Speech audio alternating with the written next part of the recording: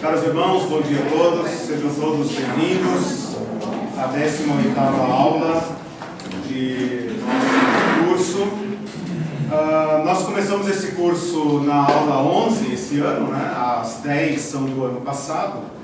Então, de acordo com o novo regime de cursos da igreja, essa seria a última aula. Só para vocês terem uma ideia do tamanho do curso, né? Claro que nós vamos continuar por mais 2 meses, mas os cursos serão de 8 aulas. Então, hoje já seria, digamos, o fim do curso, né?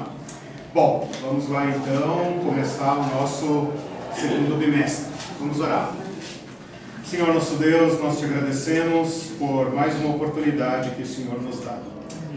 Todo domingo, Senhor, estamos aqui te agradecendo por mais uma oportunidade. Agradecemos mesmo por prover para nós, Pai, esse encontro com a Tua Palavra, juntos, nós, irmãos, a Tua Palavra aberta, com todas as bênçãos do Teu Espírito Santo, para nos edificarmos mutuamente, seriamente, levando nossa fé, Senhor, à prática, nesse tempo difícil que vivemos. Nós confiamos inteiramente na direção do Senhor para nos guiar, para nos edificar, para nos exortar, para nos purificar, Senhor, como filhos, como seguidores do Senhor. Oramos assim por nós, oramos assim por todos aqueles que agora estão fazendo a mesma busca, a mesma petição ao Senhor. Oramos com gratidão, em Teu nome. Amém. Amém. Meus irmãos, nós estamos hoje na última aula desta dupla de capítulos 4 e 5, né? Na primeira aula nós fizemos um reconhecimento do terreno, né? Na segunda aula que o pastor Zacarias ministrou, vocês estudaram sobre os personagens, que é muito importante saber quem é quem aqui, né? É muito comum você entrar num site institucional, né, de empresa ou de órgãos públicos, como o caso meu, né, onde eu trabalho, e tem lá quem é quem, né? Quem é quem, muito comum, né? É o diretor, o secretário, barará, tem todo um rol ali de personagens daquela instituição. Nós fizemos isso então com os capítulos 4 e 5, né? Especialmente com esses personagens estranhos mesmo porque eles aparecem apenas aqui, né? E eles têm uma descrição muito simbólica. Nós estamos adotando aquele princípio de considerar uma visão, né? Então é necessário desvestir da linguagem simbólica para encontrar o que é real, né? Hoje eu quero chamar a atenção de vocês para alguns itens, digamos assim, uma aula sobre agora os objetos, né? Então eu peguei aqui a questão das pedras, que são objetos importantes, especialmente no livro do Apocalipse, né? Se você fizer uma busca dessas pedras, você vai ver que elas vão aparecer ao longo do livro, e elas também remetem a algumas ocorrências ao longo do livro. Então, um princípio que a gente usa é o seguinte: vamos entender o sentido delas dentro de Apocalipse. Ninguém melhor do que Apocalipse para nos mostrar o que elas significam. Num segundo nível, a gente pode procurar o significado dessas pedras nas Escrituras. No Novo Testamento. O Novo Testamento fala dessas pedras? Ok, fala, não fala. O Antigo Testamento menciona? Ok, podemos então fazer um levantamento. Quem sabe essas referências do Antigo Testamento nos ajudem a entender o que está sendo dito aqui, né? Depois eu quero falar do trono, fazer uma reflexão sobre o trono, sobre a glória que envolve o trono, e por fim então o objeto, digamos, central desse livro, que é o livro, né? Aliás, desses capítulos, né? Que é o livro, né? É em torno do livro que ocorre todo o drama, todo o louvor, toda a angústia e tal, é em torno desse livro. Bom, então primeira coisa, o capítulo ali, o capítulo 4, descreve o trono como sendo de pedras de jaspe, de sardônico e esmeralda. Inclusive o arco-íris é de esmeralda, né? Semelhante, é sempre semelhante, né? Versículo 3, semelhante no aspecto à pedra de jaspe e de sardônio.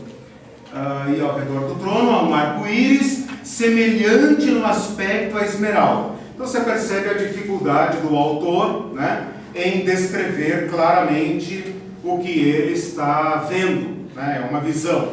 O jaspe é uma pedra translúcida, como se fosse cristal, associado à santidade e à glória de Deus, vai aparecer lá na Nova Jerusalém.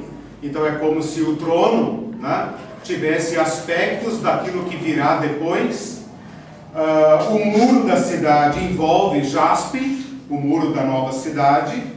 O primeiro fundamento da cidade também é jaspe, né? No Antigo Testamento sempre vai ter duas descrições interessantes. Primeiro, a veste do sacerdote, que tem pedras, parece que ele tinha um peitoral assim, né, com 12 pedras, e uma delas é jaspe, né? E outra descrição, por incrível que pareça, está no Éden, e no Éden como descrito lá em Ezequiel. Então lá em Ezequiel tem uma palavra muito enigmática, né, em que ele se reporta ao rei de Tiro, e ele fala, tu estavas no Éden. E ali é uma linguagem assim transcendente, né, porque o rei de Tiro não estava no Éden, né? É uma linguagem que extrapola a realidade. Porém, nessas duas referências ao Éden, ele menciona a pedra de jaspe. A pedra de sardônica, né, é uma pedra avermelhada, aparece também nos fundamentos da cidade e também no Antigo Testamento, porém agora apenas no Éden, né? E por fim a esmeralda, que também vai aparecer lá nos fundamentos da nova cidade, no capítulo 20, 21, aliás, 21 e 22, né? E no Antigo Testamento também está na roupa do sacerdote e também está na descrição do Éden. Em resumo, parece que o aspecto do trono lembra a cidade a qual ele pertence, né? Então, gravem isso. Lá no capítulo 21, quando João vê a nova cidade como se fosse um tipo de sede onde Deus reina, nosso Senhor reina, né? Parece que o trono reflete a mesma constituição, o mesmo aspecto da cidade que ainda não apareceu, mas vai aparecer, né? Se a gente ampliar a busca para o Novo Testamento, não encontramos nada. Em nenhum lugar se fala de jaspe, sardônio e esmeralda. Porém, se a gente estica essa busca para o Antigo Testamento, nós encontramos duas fontes, né, principais. Uma, o peitoral do sacerdote. Segunda, o Éden, que remete àquilo que nós chamamos de paraíso original, né? Bom, em resumo, eu não quero ficar escavando onde não tem nada, né? Pode ser que as pedras aqui apenas signifiquem glória, beleza, glória, riqueza, né? Numa linguagem que nós podemos entender. Porém, o fato de elas estarem no peito do sacerdote, lembrarem o sacerdote, que é o intercessor, que é o mediador, pode estar apontando para Cristo, né?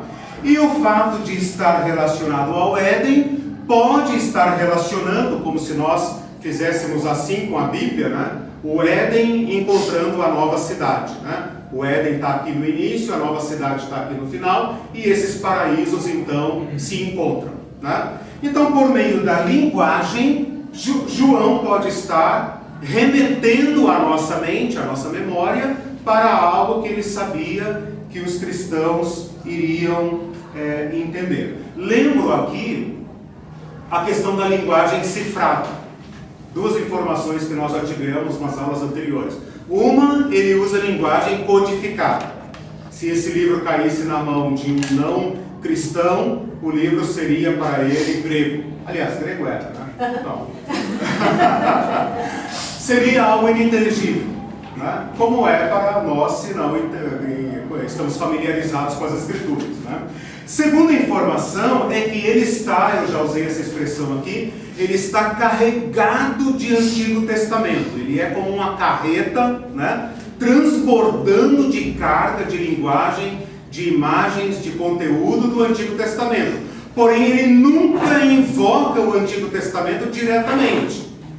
Então, quando ele faz qualquer referência que na memória dos irmãos vai lembrar o Antigo Testamento, ele está fazendo isso propositalmente. Então é assim, olha, eu não vou dizer para vocês que isso aqui é o Éden, é o paraíso, é o sacerdote. Mas quando eu falo jaspe, você pensa, ok. Né? Então isso é linguagem codificada e indireta, ok? Então esse tipo de análise a gente pode fazer eventualmente. Eu não estou querendo dizer que você tem que acreditar que as pedras indicam o paraíso, porém é a pista que a Bíblia nos permite, ok? Bom, tudo isso se refere ao trono e àquele que está sentado no trono. Então, se alguém queria ver Deus, sinto muito, não vai ver, né? Porque ele vai dizer, eu me achei diante de um trono e alguém sentado nele, mas não consigo ver. E esse que se acha sentado no trono é semelhante no aspecto a pedras que brilham. E tudo indica que ele não consegue ver. Né? O nosso professor de teologia sistemática gostava de brincar com a nossa expectativa, dizendo, você acha que chegar no céu você vai ver Deus, né? Não, não vai, Deus não se pode ver. Né? Quer dizer, nem no céu se vê Deus, né? Claro, é uma brincadeira, mas eu também não garanto nada. Bom, vamos com o texto, né? Ele vai falar do trono. Então a descrição aqui agora é do trono. Bom, o arco-íris não preciso nem dizer, né? O arco-íris não precisa nem conhecer a história do dilúvio para invocar imediatamente qual memória? Qual memória? O trono é uma aliança de misericórdia, de graça, de proteção, né? Então é esse o princípio que eu estou usando. Falou um arco-íris, um trono cercado do arco-íris, imediatamente, não precisa dizer. Né? Então, imediatamente a memória de alguém que está familiarizado com as Escrituras se remete à misericórdia, à aliança. Né? Quando ele fala do trono aqui agora, né, eu não vou mais entrar em detalhes porque nós já fizemos isso, mas ele fala do trono, um trono rodeado de personagens, né, que vocês estudaram na aula passada, os anciãos, os seres viventes, os anjos, e isso vai crescendo para uma grande corte. Eu queria propor aqui uma interpretação simbólica, porque se trata de uma visão. Tá? Então, em primeiro lugar, a gente poderia pensar na importância do trono no Apocalipse. Eu coloquei aqui 17 vezes aparece a palavra trono no Apocalipse. 17 vezes. E coloquei aqui diversas referências de trono, em contraste com um trono de Satã, que já apareceu nas igrejas. Né? Você está aí onde Satã habita, onde ele tem seu trono. Em contraste com esse trono de Satã, João agora está vendo o grande trono. Né? Então essa é a grande importância, o trono de Deus. Para uma igreja que está assustada com os poderes que remetem contra ela, que a atacam, João agora vê o super trono, né? Aquele que está cercado da corte celestial e a partir do qual procedem todas as ordens, todos os comandos, todo o domínio, todo o controle. Né? Então aqui eu estou invocando um outro princípio que nós já colocamos aqui, que é a interpretação do Apocalipse tem que ser uma mensagem inteligível para as igrejas que a receberam. Então agora você tem que se colocar na pele de uma igreja de Éfeso, de Sardes, de Pérgamo e pensar como esta visão serviu de consolo para eles. Ora, se eles estão no local onde o trono do imperador é adorado, aonde o Supremo César está sendo divinizado e aonde os irmãos estão morrendo porque lhe recusam culto, João agora está vendo o trono ao qual devemos adoração. Esse é o verdadeiro trono. Como que a igreja recebe isso? Nunca nos dobraremos. Nunca nos dobraremos a esses tronozinhos aqui de baixo. Nunca nos dobraremos. Porque nós estamos debaixo de um trono que está acima de todos. Aonde Deus está. Aonde a glória está. Né? A pedra, a riqueza, o brilho, a santidade e a corte celestial. E o nosso Senhor Jesus Cristo, o Cordeiro que foi morto, também está. Então o Apocalipse vai falar do trono de Deus e do Cordeiro. Ora, o Cordeiro é aquele que o Evangelho diz que assentou-se à destra da majestade. João está vendo este trono. Para uma igreja que estava pensando, o que será de nós? Cristo viveu, já tem mais de 60 anos. Morreu. Dizem que ressuscitou, nós não vimos, cremos, né? Como Pedro fala, né? Vocês não viram, porém creem, né? Os apóstolos estão morrendo e o império parece que vai engolir nossas comunidades. Aliás, já mataram alguns de nós. Toda igreja tem um mártir, tem algum irmão preso, tem alguma mulher violada, violentada, violência, morte, dificuldades econômicas. João está vendo o trono de Deus. Essa é a mensagem de consolo, né?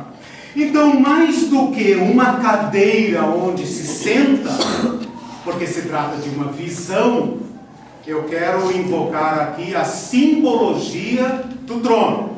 Inclusive eu faço aqui uma pergunta, que é: de onde vem a ideia do trono? Quando foi que os homens tiveram a ideia de sentar-se numa cadeira mais alta? Porque isso é um trono. Pode ser de ouro, de ferro, de palha, né, etc. Não sei como foram os primeiros homens, né? Aonde pela primeira vez alguém se sentou numa cadeira, né, e os demais ficaram em pé ou em cadeiras mais baixas e reconheceram que esta cadeira é mais importante. Claro, depois essa cadeira se torna de ouro, alta, com vários degraus, etc, etc. De onde vem a ideia do trono? Essa é uma pergunta aqui, aquelas perguntas assim inevitáveis de quem está lendo o texto e que eu estimulo vocês também a terem, né? A Irene tem feito uma leitura belíssima de João, usando, né, essa curiosidade do texto, né? Não enfia nada no texto, deixa o texto dizer para você. Então eu fiz aqui uma pergunta dizendo assim: os homens tiveram uma imagem de um ser sentado numa cadeira gloriosa e daí passaram a imitá-lo? Então os tronos dos homens imitam o trono da divindade. Vamos supor que lá no passado, de algum patriarca, que não está na Bíblia, né, e tal, alguma coisa muito, muito, muito antiga, lá da época de Noé e tal, eles tiveram uma visão de Deus, e Deus, esse ser poderoso que eles mal conheciam, ele vivia sentado numa cadeira que era um luxo. Então eles passaram a imitar Deus, e também passaram a sentar em cadeiras elevadas. Ou os homens passaram a distinguir-se uns dos outros pelo poder. Pode ser que as primeiras comunidades se sentavam, né, como os índios, ao redor de uma fogueira, ou sei lá o que, né? Eles estavam ali e tal, né? E num dado momento alguém recebe ou um chapéu ou um brinco, alguma coisa que o distingue. Esse é o chefe. Ninguém pode usar um chapéu como ele, ninguém pode usar um cachimbo como ele, ou sei lá. Mas em algum dado momento esse homem passa a sentar mais alto, né? E ele vai sendo divinizado, etc, etc, até chegar aos super tronos. Então você tem o trono de Davi, o trono de Salomão, o trono dos imperadores da Síria, o trono de Nabucodonosor, Faraó, etc. Quer dizer, as cadeiras dos homens. E isso vem vindo, vai fundo, né? E chegamos então ao trono supremo de César. Um cara que está tão elevado que nos dias de João é um ser digno de adoração. Os imperadores de César, aliás, desculpa, os Césares, né, os imperadores de Roma, não necessariamente geraram culto a eles próprios, mas eles aceitaram essa ideia e isso foi sendo incorporado até o ponto em que nos dias de João, o imperador de plantão, na época, né, o Domiciano, né, nós já estudamos aqui no ano passado, era um ser divino. E o culto a ele era obrigatório. Você pode ter a religião que você quiser, o Deus que você quiser. Ah, tá, o teu Deus é Jesus Cristo? Ah, bom, cada maluco tem o Deus que imagina, etc. Não tem problema, né? É estranho adorar um cara que foi crucificado, etc. Mas tudo bem, pode ter o que você quiser. Preste culto a César. Só isso é requerido. O que nós estamos vendo aqui então na visão de João é um Deus que assume a linguagem do poder dos homens, que está sentado como sentados se comportam os que dominam, em pé ficam os fracos, os pequenos, os que estão em posição de obedecer ordens. Mas aqueles que dão as ordens, esses estão sentados. É essa a ideia que eu queria propor. Que Deus usa a linguagem do trono, que é uma linguagem humana, trono é coisa de homens e de mulheres. Porém, o que ele está querendo demonstrar na visão é o supremo domínio. Então, aqueles cristãos poderiam dizer: nós não nos dobraremos a ninguém que se eleva à posição de trono divino. Nós seremos bons cidadãos, como os apóstolos mandavam. Nós honraremos a quem tiver que honrar. Nós pagaremos os tributos que tivermos que pagar, mesmo que sejam abusivos. Mas o nosso local de culto é dirigido exclusivamente àquele que tem outro. Para isso nós não precisamos de um Deus sentado. Não precisamos imaginar uma cadeira onde o Todo-Poderoso senta.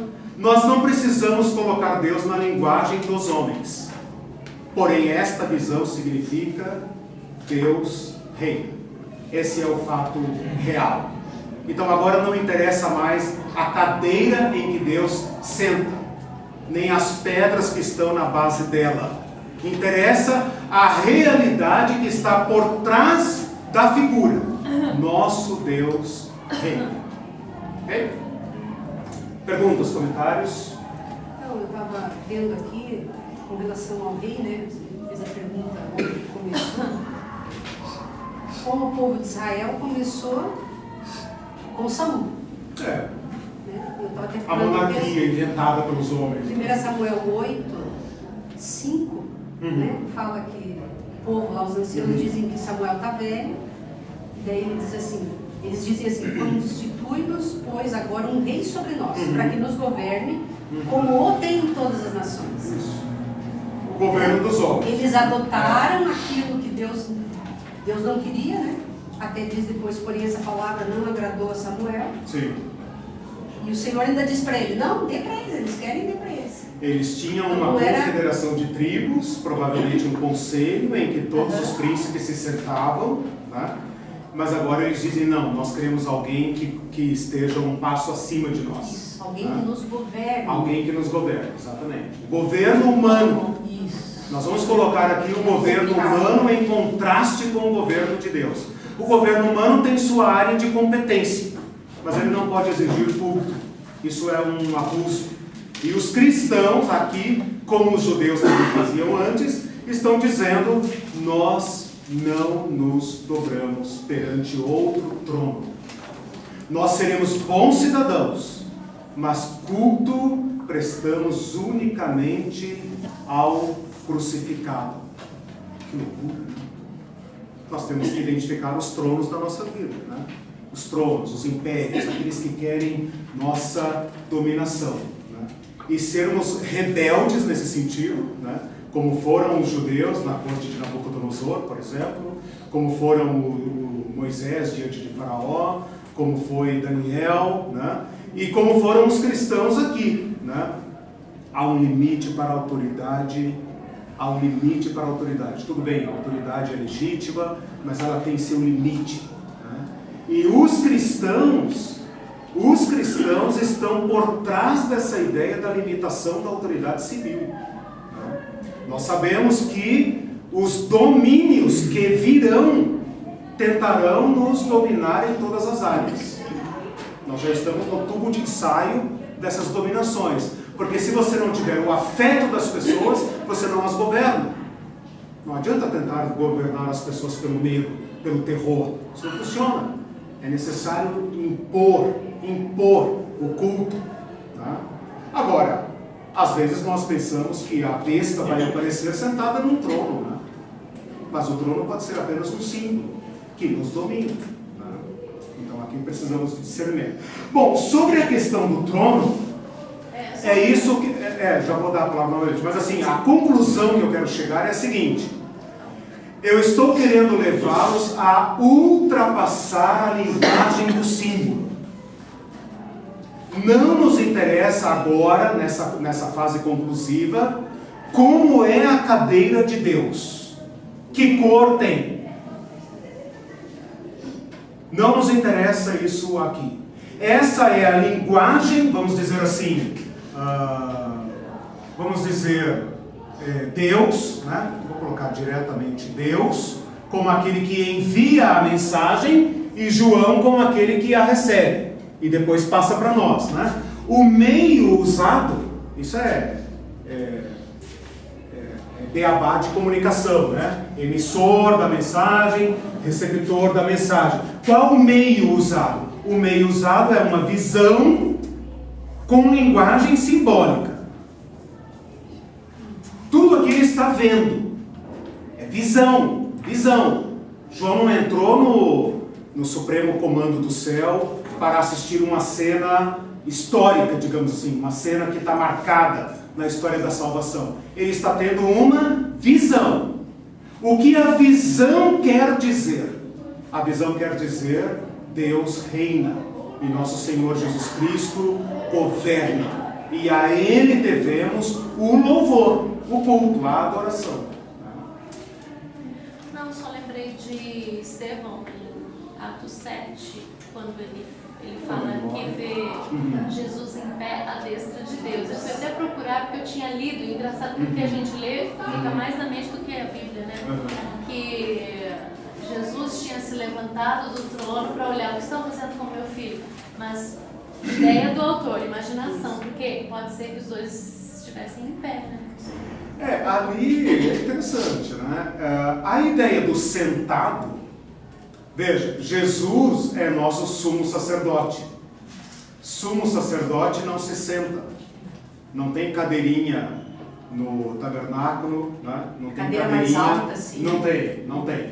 Sacerdote está em pé, né? Ele se dirige à bacia, ele se dirige ao sacrifício, ele se dirige ao altar, ele termina o seu serviço, ele se retira dali. Um sacerdote sentado significa o quê?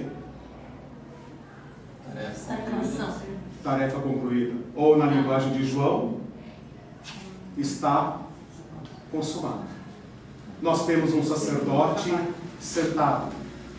Então, é isso que eu quero propor. Estou mais interessado em ultrapassar a linguagem para pegar o que ela quer nos dizer. É isso. Né? Então, agora podemos afastar os símbolos, né? Podemos afastar esses seres excêntricos, né? Que tem cara de leão, cara de águia, tudo isso é símbolo. Ultrapasse o símbolo para ficar com a realidade, porque a linguagem é codificada, né? E porque ela remete ao Antigo Testamento. Em resumo, né, para terminar essa questão do trono, o que João está vendo aqui é uma Suprema Corte Real. Você achou que ia falar Supremo Tribunal Federal, né? Uma Suprema Corte Real. Um rei que tem tronos ao redor de si e uma comitiva gigantesca que se prostra e o adora é um super rei. Esse rei é tão grande que tem 24 tronos ao redor dele. E 4 seres magníficos ao seu redor. Então, o que é que isso quer nos dizer agora, em termos de glória? É o Supremo. É o Supremo. Nunca vimos nada igual. Lembra da rainha de Sabá, quando veio o trono de Salomão? Ela baba. A Bíblia não diz baba, né? Mas ela fala, ficou com a boca aberta. Bom, boca aberta, baba, né? Tipo assim, eu queria ser uma serva para ficar aqui diante de um rei desse, né? João está vendo um trono que nunca se viu. Nunca se viu. Esta é a ideia. Por isso a linguagem de trono, né? A linguagem da corte suprema. Eu queria agora entrar com vocês na ideia de glória. Alguém quer falar? Eu queria só perguntar, uma dúvida que eu tenho. A gente sabe que a mensagem veio para os gentios também, que não conheciam, né? Lá naquela época tinha nas igrejas muitos gentios e pessoas que não vinham do judaísmo.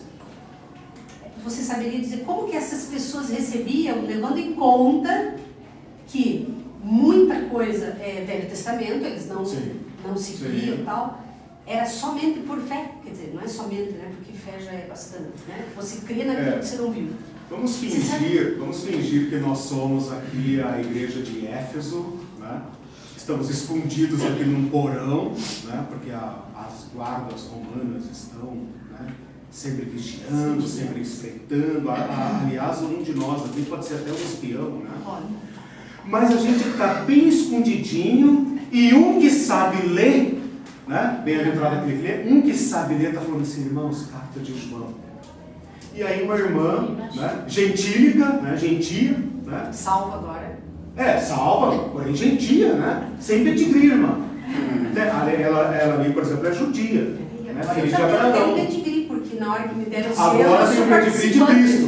Né? Porque o pedigree... Ex-gentia, agora nova... Aleluia. Aí já começava o louvor na igreja. Explicando a doutrina dos apóstolos, né? Não tem Bíblia, né? Explicando. A igreja, a meu ver, não há igreja sem ensino da palavra. Você sabe do Antigo Testamento? Como é que você vai entender a carta de João? Então é a mesma pergunta. Sem estudo da palavra não tem adoração, não tem oração, não tem missão, não tem santidade, não tem nada. Então, eu não estou querendo puxar a sardinha para o meu lado, mas isso aqui é o âmago da fé cristã, né? Eu não seria mais cristão se não tivesse enfiado a cara na palavra, né? É o pão, né? É o pão, onde ninguém se alimenta, é o pão, né? Onde é que você come o pão do céu? Na palavra, né? A palavra aberta, em comunidade, sob a direção do Espírito Santo, né? Queria falar um pouco sobre glória. A palavra glória, bom, aqui nós temos uma cena de glória, tão gloriosa que não se consegue ver a face daquele que é a glória, né? A palavra hebraica para glória me dá uma ideia muito boa, porque ela fala de peso. Então, pense na glória como algo que tem substância.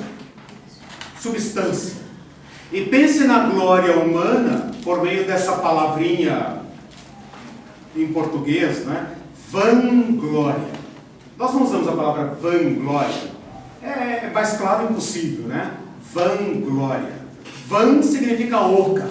O que é oco não tem peso, né? Se isso aqui, por exemplo, fosse de ferro, teria peso, né? Mas como é oco, é leve, né? Leve, não tem peso.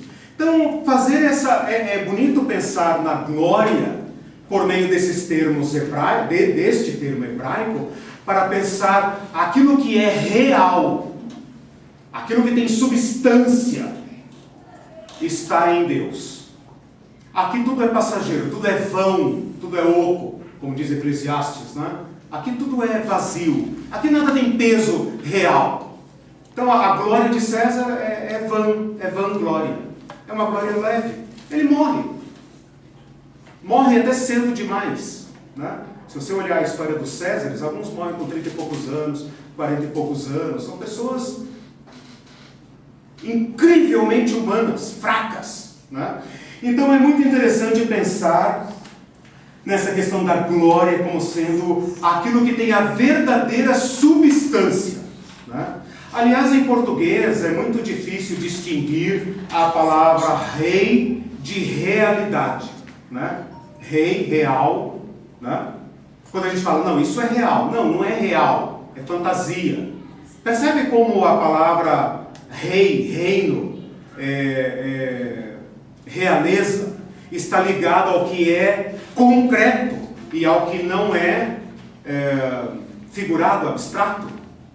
Então, o rei pretende ser, o rei antigo, obviamente, o rei absolutista, o rei divino, como César, pretende ser o fundamento da nação, o fundamento da realidade. Todos os cidadãos são seus. Pensa no faraó do Egito, né? Tudo é meu, a terra é minha, vocês são meus, seu gado é meu, suas mulheres, seus filhos, tudo é meu. Ele é a realidade. Matar o rei era destruir um país, porque ele é a substância da realidade. O que esse texto está nos dizendo? João sai do mundo fútil dos homens, da vanglória, da glória oca, e é colocado diante daquele que é o real, aquele que subsiste, aquele que é para sempre. Tudo aqui passa, tudo passa. Sofrimento, crise, dor, doença, tudo passa. Tudo passa, tudo desvanece, né? Essa igreja está com quantos anos? 60, né? Já chegando aos 60, né? Acho que vai chegar nos 60, logo 50 e tantos anos. Passa, né? Outras gerações virão. Eu estou aqui há menos de 15 anos, né? Já vejo essas, né? Os que eram pequenos já tomando lugar, né? E tal. Daqui a pouco são os pastores e tal. E nós passamos, né? Agora, João está diante do permanente, do real, do que tem a verdadeira substância e que dá então consistência a nós, né? Então a igreja permanece porque Deus permanece, né? As palavras de Deus permanecem porque Ele permanece. Ele tem fundamento, Ele tem realidade. Jesus chega a dizer que passarão céus e a terra, céus e terra, mas minhas palavras não passarão. Então Ele é a verdadeira realidade, Ele é a verdadeira substância, Ele é que dá consistência a tudo, né? Então a glória de Deus nos dá esta indicação. Todo o mais que fala aqui, bom, em grego tem uma coisa muito interessante aqui que eu tive uma certa dificuldade até, assim, sabe, de desvendar, né? Vocês podem também me ajudar na pesquisa, né? Porque a palavra doxa em grego, tinha uma escola aqui na igreja chamada doxa, né? Doxa. A gente tem na Bíblia doxologia, tem um conjunto aqui também, né? Doxa. Doxa significa glória, mas também significa doutrina, ensino, né? Então me parece que a palavra originalmente significava doutrina, ensino, lá na filosofia grega, e depois na tradução do kabod grego para do kabod hebraico, aliás, né? Kabod hebraico, para o grego, eles traduziram kabod por doxa. E então os judeus e depois os cristãos criaram um novo sentido para essa palavra doxa. Eu acho que nós podemos ficar com os dois, né? E até fazer assim um certo aproveitamento, né? Que a jurisprudência nos permite, né, irmão? Data venha, Vossa Excelência, né? Que é pensar na substância aqui também como a palavra de Deus, né? A doxa, a doutrina, a palavra de Deus, né? Então, a palavra de Deus tem a mesma doxa do que a glória de Deus, né? E essa questão de glória é difícil de entender. É difícil. Porque nós usamos a palavra glória assim. Onde é que nós usamos a palavra glória? Menos nome de mulher, né? A gente conhece algumas Glória, né? Glória da Silva, Glória Maria, Glória Maria, Glória Pires, né? Glória, né? Mas tirando isso, onde é que nós usamos a palavra glória? Glória. Ok, mas ainda é um uso eclesial, né? Crentez, né? Crentez. Mas assim, na linguagem comum, na linguagem do dia a dia, onde é que está a glória? Exaltação do homem. Exaltação, fama, seus 15 minutos de fama, seus 15 minutos de glória, basicamente isso, né? Uma grande vitória, né? Ganhar uma corrida, Olimpíadas, né? E tal, nossa, é a glória, e tal. É a glória, né? Mas a glória tem também uma ideia, como a gente viu aqui, de brilho, né? A glória do sol, né? A glória das estrelas, a glória, né? Então, ela é uma palavra difícil. Eu luto com essa palavra e ela me escapa. Eu não consigo muito bem entendê-la. Então, a impressão que eu tenho é que ela é uma palavra para Deus. Então, glória, Ela é a verdadeira glória. a glória para os crentes Sim. nessa época contemporânea, ela é em forma de aqueles que são abençoados para a honra e glória do Senhor. Isso. Podemos pensar nas bênçãos de Deus, nas promessas de Deus, né? A Bíblia fala em glorificação, né? Que seremos glorificados. Olha a linguagem, tá vendo? Como a palavra glória é ampla. Então, assim, eu que gosto de estudar palavras, essa palavra me pega, eu não consigo sair dela. Ela vai para lá, vem para cá e tal, e ela me escapa. Então, ela parece algo que nós, aqui é opinião minha, né? É doxa minha, né? Mas a impressão que eu tenho é que ela é uma palavra que nós na nossa realidade, nós não conseguimos sequer expressá-la. Ela não nos pertence. Ela não nos pertence. Ela é algo que nos escapa, né? Talvez, ou certamente, diante de Deus, né, essa pergunta desaparecerá, né? Deus preencherá o sentido que essa palavra teima em não ter, ou em escapar de nós, né? Quem sabe, João aqui diante do trono, ele disse a glória. Bom, tem aqui várias ideias, eu vou pular um pouco para a gente adiantar, mas ele descreve a palavra relâmpagos, trovões e vozes. E eu queria chamar a atenção para estas figuras, porque elas são recorrentes no Antigo Testamento, né? A palavra relâmpagos, elas podem ser encontradas, a palavra relâmpago, né? Ela pode ser encontrada em outros lugares das Escrituras. Então é aquilo que eu falei, ó. Vou colocar aqui um princípio de interpretação das Escrituras, né? Nós estamos estudando o Apocalipse, né? Então, quando eu pego uma palavra, a primeira coisa que eu faço é pesquisar essa palavra dentro de Apocalipse.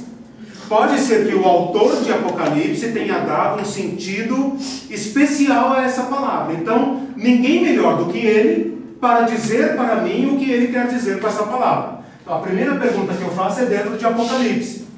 No caso de Apocalipse, eu ainda posso investigar a literatura de João, pressupondo, obviamente, que João é o autor do Evangelho, das 3 epístolas e de Apocalipse. Então eu posso ver, será que tem algum nexo de vocabulário? Alguma coisa que eu poderia dizer, isso aqui é a linguagem joanina? Então eu pesquisaria dentro de João. Depois o Novo Testamento, né? E depois o Antigo Testamento. Então é isso que eu fiz aqui, né? Eu peguei a palavra relâmpago e falei assim, pô, mas relâmpago, né? Relâmpago é relâmpago. Tá, mas o que está querendo dizer aqui? No céu tem trovoada, tem chuva? Não. Então, João viu algo que ele assemelhou a relâmpago.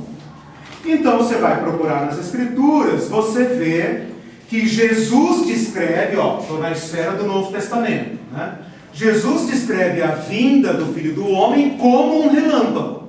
Opa, né? Aí o pesquisador pergunta, tem associação? Não tem? Né? No Antigo Testamento, aqui, né? Não coloquei aqui, peraí, só um pouquinho. No Antigo Testamento, eu perco a ideia facilmente. No Antigo Testamento, nós temos o Sinai. Lembram do Sinai? Quando Deus se manifesta, raios e trovões, e fogo, né? Então, essa é a imagem da manifestação de Deus, né? E outras visões em que também vão aparecer raios e trovões. O Apocalipse ainda vai comparar trovões com vozes. Aí você pode perguntar, trovão e voz? Voz é isso que você está ouvindo. Trovão é aquilo que explode lá fora. O que voz tem a ver com trovão e trovão tem a ver com voz? Aí você vai para as Escrituras. E tem seres nas Escrituras que falam com voz de trovão. Aliás, tem vezes que Deus fala para Jesus e aqueles que ouviram disseram, uma voz me falou. Outros no mesmo lugar, testemunhas da mesma voz falam, não, um trovão. Então você tem aí uma manifestação divina, né? Que causa confusão, dúvida e tal, mas que expressa extremo poder, né? E o vozerio, né? Que a gente poderia pensar aqui como ele sempre fala de muitas vozes, que pode lembrar o culto, a adoração dos capítulos 4 e 5, ou um cenário de poder, né? De alguém que se sobrepõe a muitas vozes. Diga. Eu aprendi, me ajudou bastante quando eu entendi a forma do pensamento hebraico, que sempre é muito relacionado àquilo que é concreto, né? Uhum. Sempre no concreto. Ok. Então, quando ele faz algumas colocações, ele diz como de. Então não é. Sim. E que no grego não é assim, né? Sim, já é mais. Assim. Então a gente entendendo esse pensamento hebraico, a gente vê no Novo Testamento, inclusive aqui, essa forma hebraica de fazer analogia, de contar, de fazer comparativo. Sim. Porque ele já tinha isso na sua formação. Eu não entendi assim quando eu li o Velho Testamento. A partir do momento que eu entendi essa forma do hebraico em si, do judeu, é que eu comecei a compreender melhor também o Novo Testamento. Sim, porque então, a mente hebraica. sempre como, exatamente, aquela mente hebraica de Pensando em grego. Exato. Por isso até algumas palavras são criadas por eles. Isso que a Silvia falou é muito importante, a linguagem concreta do hebraico, né? Então ele sempre vai relacionar com coisas concretas, que qualquer pessoa pode entender, né?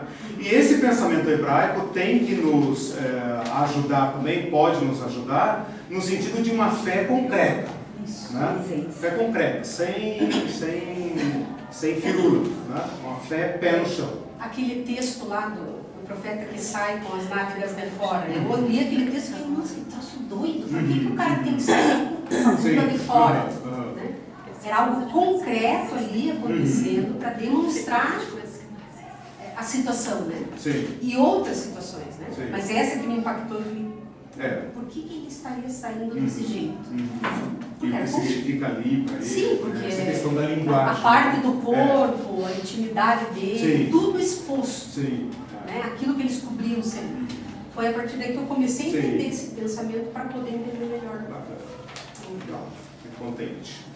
Bom, irmãos, alguma dúvida aqui sobre essas questões? Eu estou mostrando o trono, falei o que ele significa, e agora estou tentando demonstrar o seu entorno, né? Então ele fala vozes de trovões, vozes de trombetas, grande voz como de trombeta. Bom, aqui está falando de diversas vozes, né? Voz dos mártires, voz de adoração, voz dos anjos, voz da multidão. Então sempre muitas vozes acompanhando estas visões. Obrigado. Os raios e trovões é uma ideia de glória, né? De glória, de som, de poder. Lembra que hoje nós não temos muito medo de raio, né?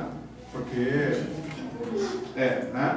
Mas assim, o raio e o trovão na antiguidade uma das maiores forças da natureza. E uma força incontrolável, ingovernável, né? Então geralmente os deuses eram associados aos raios e trovões, né? A própria Bíblia fala isso, ela fala que é a voz de Deus. Deus fala por meio do trovão, a sua voz forte, os raios e tal, como se fossem armas dos deuses, Estou falando da mitologia mesmo, do paganismo. Aqui é uma maneira de mostrar a supremacia de Deus, né? Como aquele que está acima de trovões e raios e todos os poderes, né? Então é uma imagem de força. Por último, ele fala ali uma expressão também muito difícil, né? Que é mar de vidro. Aí pegou, né? Mar de vidro, né? Mar é aquilo que a gente conhece ali, né? No litoral, mar. Vidro é vidro, né? Então fica uma coisa muito difícil de entender, mas parece que é algo transparente, como cristal, né? Parece que o trono é rodeado por esse cristal transparente, para sempre dar a ideia de pureza, de santidade, de perfeição, né? O povo do passado não tinha todas as técnicas para purificar, né? Para ter espelhos claros, né? Tudo era opaco, era de brilho fosco, né? E aqui ele fala de um alto brilho, de alguma coisa assim. Fora isso, me chama a atenção que o Antigo Testamento fala mar de bronze. Então, no tabernáculo e no templo, fala de mar de bronze, que também é um negócio extremamente complicado, né? Mar de bronze, né? A maioria das pessoas tendem a pensar num grande tanque de bronze que tinha água, e que daí era usado para higienização, né? Para purificação dos sacerdotes. Se for isso, se tiver alguma relação, então a gente está pensando numa aparência extremamente superior àquela que o templo indicava. Obrigado, irmão. Bom, até aí tudo bem? Nós falamos sobre o trono. Acho que os olhos já estão ardendo assim, né? Mas a imagem é essa, tá? A imagem da glória, da suprema glória. Pensa que para nós hoje, antes de dar a palavra, pensa que para nós hoje, nós não associamos mais glória ao poder de governo. Tem uma certa oficialidade, ele até riu, né?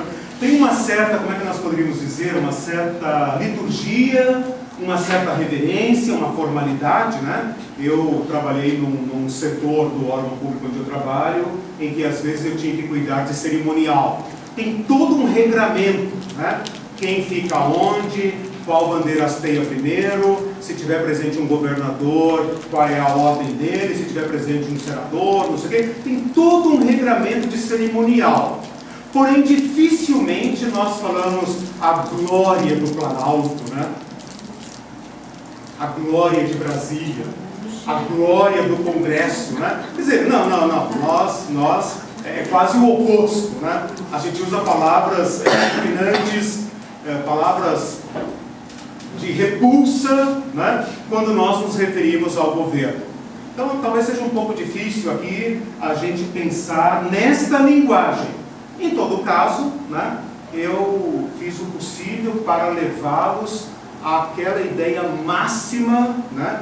Que é expressa aqui então no supremo governo de Deus, de alguém que não está numa republiqueta como nós, que nem sabemos, dependendo do nosso estilo de vida, nem queremos saber quem vai governar o país, dependendo se a gente é classe média, né, e está bem arrumadinho na vida e tal, de repente você nem está aí, não atrapalhando a tua vida, pode ganhar quem se quiser. Imagina os ricos então, nem se importam quem vai governar, porque isso não faz a menor diferença para eles. A vida deles está garantida, eles têm acesso aos bens, né? Classe média, coitadinha, que apanha, né? Mas eles estão falando aqui de um soberano que tem poder total sobre a vida deles. E João está querendo dizer, vocês estão olhando para a glória errada, vocês têm que olhar para outra glória. Esta é a glória que domina. Perto desta glória, o trono de César é nada, é vão. Se tivermos que perecer, ser fiel até a morte. Está escrito lá nas cartas. Ser fiel até a morte. Vocês vão sofrer, vocês terão perseguição, vocês moram onde Satanás habita, mas a glória está aqui. Nosso Senhor está lá. Aquele Cristo que João viu, que João encostou a cabeça no peito dele. Sabe aonde João viu ele agora? Estive morto, mas eis que vivo. Né? É o fundamento, irmãos. É aquilo que nos dá realidade. É aquilo que nos dá, né, irmã? Aquilo que nos dá realidade. Aconteça o que acontecer. Venha o que vier. Não seremos poupados, se Deus não quiser. Mas aonde estão nossos olhos? Na glória que permanece, na substância, naquilo que dá realidade a todas as coisas, né? Que fia, no sentido de fiança, fiador, né? Fia as suas promessas, né? Espera só um pouquinho, sei lá. Não sei, eu fico pensando, eu já trabalhei com pedras, né? Se João conhecia essas pedras, porque é curioso, será que ele completou depois? Porque ele fala em esmeralda, em safira, em sardônio também, não conheço. Boa pergunta.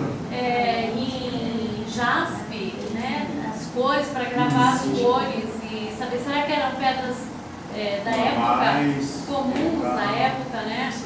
E outra coisa interessante que ele fala... Essa é a pergunta de ler a Bíblia futucando, né?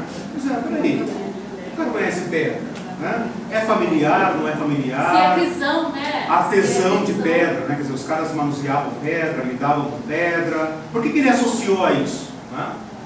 Pode ser também que ele tenha colocado a cor na hora e depois completado. Sim. De repente, não sei. Ah, sim. Por outro lado, ele estava numa ilha que eu não sei se ele tinha acesso a isso. As cores do peitoral. Lembra que eu falei que nós temos a experiência, depois nós temos a reflexão, basicamente isso, né? Depois nós temos, provavelmente aqui, vou colocar por minha conta e risco, né, um rascunho, e finalmente nós temos o livro. Então nós temos que lembrar o seguinte: João não está... Ah, sim, aí vai todo mundo afora, né? João não está vendo a visão é boa, né? Vendo a visão, anotando, peraí senhor, peraí, aquela pedra ali, aquela não. Viu a sucessão de coisas, viu, acordou, estava em espírito, né? Despertou, refletiu, o que é isso que eu vi? O que é isso que eu vi? Aquelas pedras e tal, que parecem, papapá, provavelmente anotou para pensar, para refletir e tal. E finalmente escreveu, né? Então é perfeitamente possível que ele tenha sido levado ou pelo seu conhecimento comum, né? Eu, por exemplo, nunca poderia comparar com pedras, não sei nada de pedras, apesar da Irene saber sobre pedras, né? Sem nada sobre pedras, sem cor, não sei nada. E gosto das pedras, convivo com as pedras desde a minha infância, né? Eu tinha um tio que era minerador, né? Mas não sei absolutamente nada, então eu teria que comparar com outra coisa, né? É vermelho com vinho, né? Vermelho com, sei lá, outra coisa, né? Irmã Ismael, só um minutinho. A palavra de Deus, ela é rica em detalhes, e é nos detalhes que Deus quer que nós fixemos, né? Porque ele é tão detalhista, se for criar aquele tabernáculo, foi construído por Moisés, não tem arquiteto. Decorador de face, né? Sim. Então, aí tem algo que a gente poderia... Porque veja, eu falei que o Apocalipse invoca o Antigo Testamento. Essas conexões aí que a gente pode achar abriria leques imensos de pesquisa, né? Às vezes eu falo para ele, meu Deus, para ler a Bíblia, para estudar a Bíblia, você tem que ter uma super mente, né? Porque envolve tantas conexões que você escapa, né? Por exemplo, a gente está lendo aqui agora a visão, mas se der um vacilo, você esquece das 7 igrejas. Esquece que esse livro está sendo escrito para elas e para todos nós, né? Ou esquece a visão do capítulo 1. Então assim, você tem que ir lendo e acumulando e conectando, e toda essa linguagem da Bíblia que às vezes, né, por exemplo, eu estou estudando já o capítulo 6, conectado com Zacarias, né? Até já fica aí de tarefa para casa, Zacarias, né? Capítulo 1 e capítulo 6. É impressionante, né? Você fala, meu Deus, então tudo isso está conectado. Agora, como é que eu leio Zacarias, que é um livro dificílimo, talvez o livro mais difícil do Antigo Testamento, talvez você nunca leu, se leu não entendeu, porque é difícil, né? E junto com o Apocalipse, Então assim, você tem que pensar, meu Deus, o que eu tenho que... E aí você começa a olhar Apocalipse, esquece Zacarias, daí você volta em Zacarias e tal, e você não consegue montar no quadro, né? Então essa riqueza de detalhes que de fato nos desafia, mas tem riqueza lá, tem que abrir e achar, né? É isso que nós estamos tentando fazer aqui. Diga, Eu Márcia. tinha falado dos povos e tal, das pedras, Sim. né? Eu posso esquecer que a gente estava falando das igrejas. Sim. Estava falando a visão, escrevendo na carta para as igrejas. Primeiro não falou, lá tinha gente no meio. Os tronos que tinham naquele tempo, Sim. lá faziam Sim. casal de ouro, pedras, das coisas. Isso. Mas João, olha, ele viu a visão, ele lembrou muitas coisas. Ele era um pescador, tudo bem. Mas quantas vezes ele participou no templo? Viu o sacerdote? Sim. Para Sim.